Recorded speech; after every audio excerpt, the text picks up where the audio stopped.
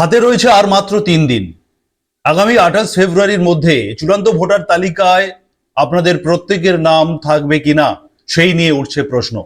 আজকের এই প্রতিবেদনের মাধ্যমে এসআইআর এর অত্যন্ত ইন্টারেস্টিং এই মুহূর্তে দাঁড়িয়ে, আপনারা জানেন 28 তারিখ চূড়ান্ত ভোটার তালিকা প্রকাশ হবে। এই মুহূর্তের যে আপডেট সেটা কিন্তু বেশ ইন্টারেস্টিং।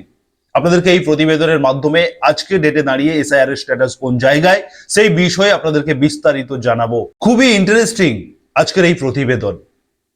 আর মাত্র 3 দিন হাতে রয়েছে, কিন্তু এখন সংশয় রয়েছে 28 তারিখে যে ভোটার তালিকা প্রকাশ হবে সেখানে আপনাদের প্রত্যেকের নাম থাকবে তো থাকবে না, কোনোভাবেই সম্ভব নয়। আজকের ডেটে দাঁড়িয়ে এই মুহূর্তে এসআইআর এর যে স্ট্যাটাস সমস্ত বিষয়ে বিস্তারিত আলোচনা করব। প্রথমত আপনাদেরকে জানাই যে আপনারা জানেন, ইতিমধ্যে শুনেছেন যে সুপ্রিম কোর্ট থেকে হাইকোর্টকে নির্দেশ দেওয়া হয়েছে যে হাইকোর্টের দ্বারা নিযুক্ত করা বিচারপতিদের তত্ত্বাবধানে চলবে এ রাজ্যের এসআইআর, এবং সেই দায়িত্ব গত সোমবার থেকে সেই দায়িত্ব কাঁধে তুলে নিয়েছেন বিচারপতিরা। এবং সোমবার যখন তিনারা কাঁধে তুলে নেন এবং কাজে মনোযোগ দেন, কাজ করতে গিয়ে তিনাদের বেশ কিছু প্রশ্ন, বেশ কিছু জিজ্ঞাসা, বেশ কিছু বাস্তবতার মুখোমুখি হতে হয়। এবং সেই রিপোর্ট হাইকোর্টে তিনারা জানান, হাইকোর্টের প্রধান বিচারপতির কাছে সেই রিপোর্ট পৌঁছায় এবং হাইকোর্টের প্রধান বিচারপতি সুপ্রিম কোর্টে সেই রিপোর্ট পাঠিয়ে দেয় যে আমার নিযুক্ত করা বিচারপতিদের এই তাদের রিপোর্ট আমাদের কাছে এসে পৌঁছেছে। সুপ্রিম কোর্টের প্রধান বিচারপতি সেই রিপোর্ট পেশ করে। গতকাল অর্থাৎ মঙ্গলবার হাইকোর্টের পেশ করা রিপোর্টের ভিত্তিতে পশ্চিমবঙ্গের এসআইআর নিয়ে যে রিপোর্ট গিয়ে পৌঁছায়, সেই রিপোর্টের ভিত্তিতে সুপ্রিম কোর্টের প্রধান বিচারপতি সূর্যকান্ত বাগচির বেঞ্চ জরুরি ভিত্তিতে এই মামলার শুনানি শুরু করে। এবং সেই শুনানিতে যে ধরনের তথ্য উঠে আসে তা সত্যি অবাক করার মতো। আপনাদেরকে সবই জানাচ্ছি, খুব ইন্টারেস্টিং। প্রথমে আপনাদেরকে জানাই যে যখন সুপ্রিম কোর্টে এই বিষয়ে মামলা শুরু হয়, শুনানি শুরু হয়, তখন কলকাতা হাইকোর্টের প্রধান বিচারপতির বেঞ্চ জানায় এখনো পর্যন্ত 80 লক্ষ যাচাই প্রক্রিয়া বাকি রয়েছে। যাচাই এবং নিষ্পত্তি 80 লক্ষ বাকি রয়েছে। হাতে রয়েছে মাত্র 3 দিন।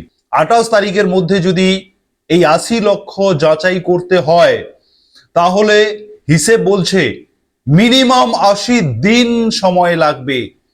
কারণটা পরিষ্কার করেছে হাইকোর্ট, বলেছে যে আমরা 250 জন বিচারককে আমরা নিযুক্ত করেছি।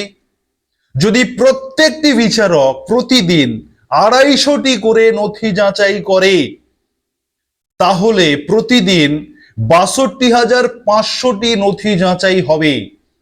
যদি আমরা ধরে নিই আমাদের নিযুক্ত করা 250 বিচারপতি প্রতি সবাই মিলে প্রতিদিন 1 লক্ষ করে তথ্য যাচাই করবে, তাহলেও কিন্তু 80 লক্ষ তথ্য যাচাই করতে 80 দিন সময় লাগবে।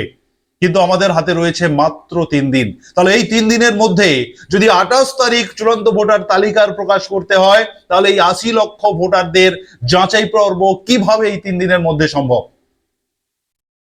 এই প্রশ্নটা যখন তুললেন হাইকোর্টের বিচারপতি, তখন সুপ্রিম কোর্টের প্রধান বিচারপতির বেঞ্চ জানান যে না, এই 250 লোক দিয়ে হবে না, প্রয়োজন হলে ভিন রাজ্য থেকে বিচারপতিদের নিযুক্ত করতে হবে। তাহলে ভিন রাজ্যটা কোথায়? ভিন রাজ্য হচ্ছে ওড়িশা এবং ঝাড়খণ্ড থেকে বিচারপতি নিযুক্ত করতে হবে। এই 250 জন বিচারপতি দিয়ে হবে না, লোক দিয়ে হবে না, লোক সংখ্যা বাড়াতে হবে। এবারে কথা হচ্ছে যে লোক সংখ্যা বাড়াতে গেলে তাহলে কোন যোগ্যতার বিচারপতিদের এই এসআইআর এ নিযুক্ত করা যেতে পারে, সেটাও সুপ্রিম কোর্ট থেকে পরিষ্কার করে দেওয়া হয় যে 3 বছরের অভিজ্ঞতা রয়েছে এমন জজদের, এমন অফিসারদের নিযুক্ত করা যেতে পারে। সেই অর্ডারটা দেওয়া হলো হাইকোর্টকে। এখন প্রশ্ন, কতজন আরো কতজন বিচারপতিকে নিযুক্ত করলে 28 তারিখে ফাইনাল তালিকায় সবার নাম প্রকাশ করা যাবে, মানে যাচাই পর্ব কমপ্লিট করে সবার নাম প্রকাশ করা যাবে? এটা নিয়ে কিন্তু একটা বড় প্রশ্ন চিহ্ন রয়েছে। এবং এটাও হাইকোর্ট থেকে জানানো হয়েছে যে ওড়িশা, ঝাড়খণ্ড থেকে যদি আমরা বিচারক নিই, তিনাদের ভাষাগত সমস্যার কারণে তিনারা কিন্তু সমস্যায় পড়বেন। যে দ্রুততার সঙ্গে আমরা কাজ করতে চাইছি সেই দ্রুততার ক্ষেত্রে কিন্তু বাধা সৃষ্টি হবে ভাষা, কারণ বাংলা ভাষা, এই পশ্চিমবঙ্গের বাংলা ভাষার সমস্ত কাগজপত্র রিপোর্ট তিনাদের বুঝতে তো একটু অসুবিধা হবেই। প্রধান বিচারপতি জানান, সুপ্রিম কোর্টের প্রধান বিচারপতি বেঞ্চ জানান যে সেটা অ্যাডজাস্ট করে কাজটা তো করতেই হবে, কারণ 28 তারিখের মধ্যেই চূড়ান্ত তালিকার প্রকাশ করতেই হবে, যে কোনো ভাবে করতেই হবে, না হলে আগামী বিধানসভা ইলেকশন করা খুব মুশকিল হয়ে যাবে, সমস্যা হয়ে যাবে। এইভাবে বিচারকদের অ্যাপয়েন্টমেন্ট করা হবে, এইরকম নির্দেশ দেওয়া হয়েছে সুপ্রিম কোর্ট থেকে। যাই হোক, আমাদের পাশের প্রতিবেশী রাজ্য থেকে বিচারকদের অ্যাপয়েন্টেড করা হবে পশ্চিমবঙ্গের এসআইআর মামলায়, এসআইআর কাজের জন্য। এখন প্রশ্ন এই 80 লক্ষ এখনো যে বাকি রয়েছে, সুপ্রিম কোর্ট থেকে প্রাথমিকভাবে হাইকোর্টকে বলা হয়েছিল যে আপনারা মিনিমাম 50 লক্ষ এই যাচাই প্রক্রিয়া এবং তার নিষ্পত্তি সম্পন্ন করুন। হাইকোর্ট সেই মর্মে সেই নির্দেশ মেনে নিয়োগ করেছে। 250 জন বিচারকদের নিযুক্ত করা হয়েছে এবং গতকালকের সুপ্রিম কোর্টের শুনানিতে আরো ভিন রাজ্য থেকে নেওয়া হবে। কত নেওয়া হবে? আনলিমিটেড নেওয়া হবে। কত নেওয়া হবে সেটা পরিষ্কার নয়, তবে নেওয়া হবে। এখন যেটা প্রশ্ন দাঁড়াচ্ছে যে 28 তারিখ সুপ্রিম কোর্ট পরিষ্কার জানিয়েছে যে 28 তারিখেই চূড়ান্ত ভোটার তালিকা প্রকাশ করতেই হবে, যতটা ভেরিফিকেশন কমপ্লিট হবে ততটাই নাম প্রকাশ করতে হবে। তাহলে বাকি প্রচুর সংখ্যক ভোটারের নাম 28 তারিখের তালিকাতে থাকবে না। তার কারণ এত সংখ্যক ভোটারের যাচাই এই মাত্র 3 দিনের মধ্যে করা কোনোভাবেই সম্ভব নয়। তাহলে যাদের নাম 28 তারিখে তালিকায় প্রকাশ হবে না তাদের কি হবে? হাইকোর্টের প্রধান বিচারপতির বেঞ্চ প্রশ্ন তুললেন শুনানিতে।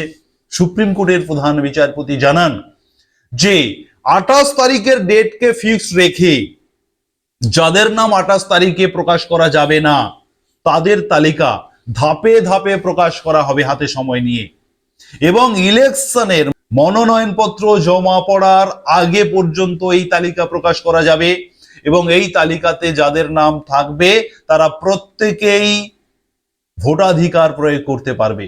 অতএব 28 তারিখ যে চূড়ান্ত তালিকার প্রকাশ ঘটবে সেই তালিকাতে যাদের নাম থাকবে না তাদের নাম পরবর্তী সময়ে ধাপে ধাপে যে সমস্ত শুনানি মানে যাচাই পর্ব, নিষ্পত্তি পর্ব যেটা বাকি থেকে যাবে সেই তালিকা 28 তারিখের পরে প্রকাশ করবে বিচারপতিরা। সেই তালিকা 28 তারিখের পরেও প্রকাশ করা যাবে এবং সেই তালিকাতে উল্লেখ থাকবে যে এই তালিকা 28 তারিখের ডেটেই প্রকাশ করা হয়েছে, মানে 28 তারিখ ডেটকে নিয়ে সেই তালিকাগুলো প্রকাশ করবে। অতএব আপনারা যাদের নাম সেই তালিকাতে থাকবে আপনারা এটাই বলতে পারবেন বা এটাই আপনারা উল্লেখ করতে পারবেন যে আপনাদের 28 তারিখে যে এসআইআর এর ফাইনাল তালিকা প্রকাশ করা হয়েছে সেই তালিকাতে আপনাদের নাম রয়েছে। তবে 28 তারিখে যাদের নাম থাকবে না তাদের ধীরে ধীরে তাদের নাম কিন্তু বিভিন্ন স্টেপে ধাপে ফেজ ওয়াইজ প্রকাশ করা হবে, এমনটা জানালো সুপ্রিম কোর্ট। অতএব এই মুহূর্তে এসআইআর এর যে স্ট্যাটাস, এসআইআর এর যে এই মুহূর্তের আপডেট আপনারা কিছুটা ক্লিয়ার হতে পেরেছেন। অতএব আপনারা সুরজিৎ একাডেমি ইউটিউব চ্যানেলে যারা প্রতিনিয়ত এসআইআর সংক্রান্ত প্রতিবেদন শোনেন আপনারা অবশ্যই সুরজিৎ একাডেমি ইউটিউব চ্যানেলকে সাবস্ক্রাইব করবেন, পাশে থাকা নোটিফিকেশন বেল বাটন অন করবেন এবং যারা ফেসবুক থেকে দেখছেন অবশ্যই পেজটিকে ফলো করতে ভুলবেন না। ধন্যবাদ।